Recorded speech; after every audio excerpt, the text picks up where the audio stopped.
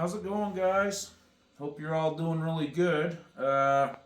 Today we're looking at a Fender Excelsior. This is a pawn shop line that Fender was doing back in like 2015, 2016, maybe earlier. But this one is about from that era. This is 13 watts, all tube. It has two 6V6 output tubes and two 12AX7 input tubes. And it has a 15-inch speaker in it. Big boy. Really simple. It was like a look back to the, older stuff, deco kind of amps. It has a tremolo, which you just heard. There's one knob that turns it on and adjusts the speed. It has a bright switch. I can't do it. It's too much white noise, so I don't use it.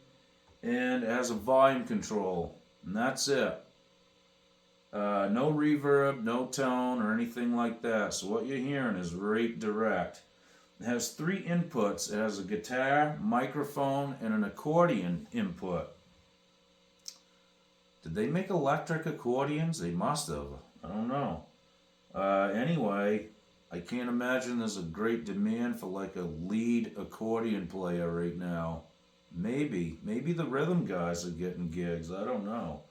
But they all sound a little different, each input. So I'm going to try to demonstrate that for you right now. And you are hearing a little reverb because I have a reverb pedal in between here and the amp, which I'll just turn it off right now.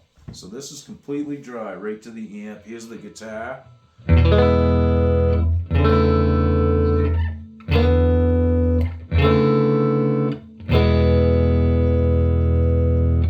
Here is the mic. A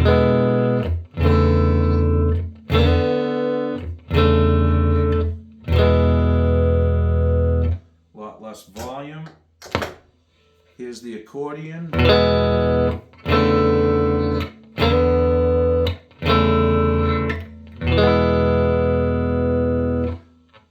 Are kind of pushed up versus the mic one where they're kind of scooped out. And here's the guitar one again.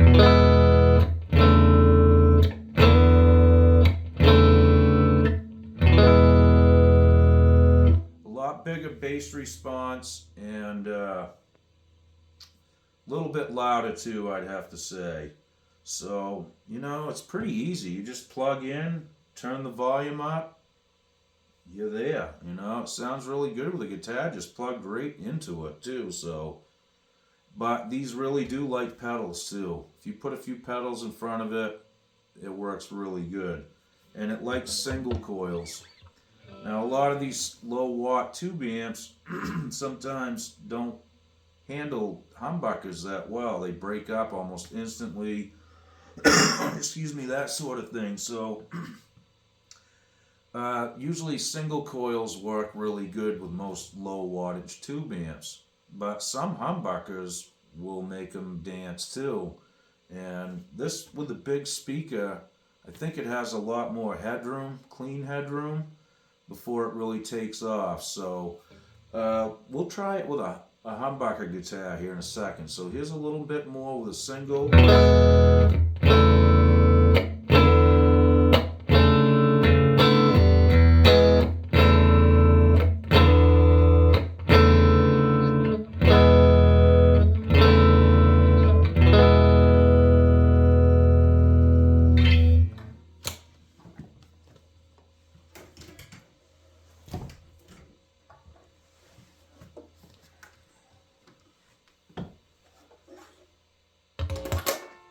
Might have to hire an assistant here or something. Here we go, the humbucker, right on the bridge.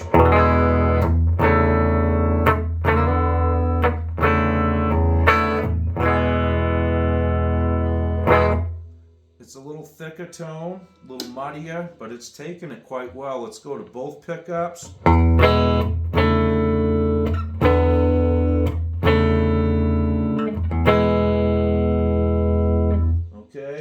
To the neck, so this should be the fattest, and if it's going to do anything, it's going to do it right on this one, but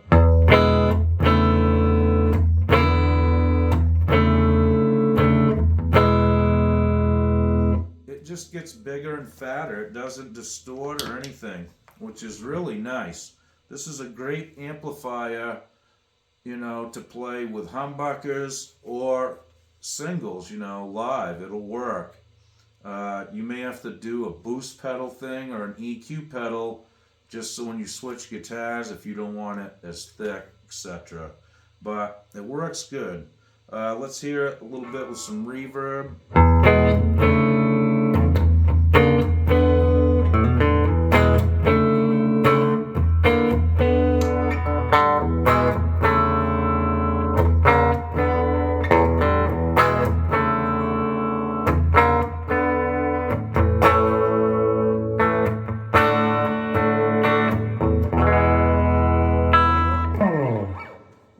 Torture you guys anymore with my rough playing and my out-of-tune guitar. Sorry about that. It happens. Really cool amp though, and like I said, this one seems to handle the humbuckers better than the last amp I demoed, which was another pawn shop line, the little vaporizer with 210s. That kind of breaks up earlier than this one.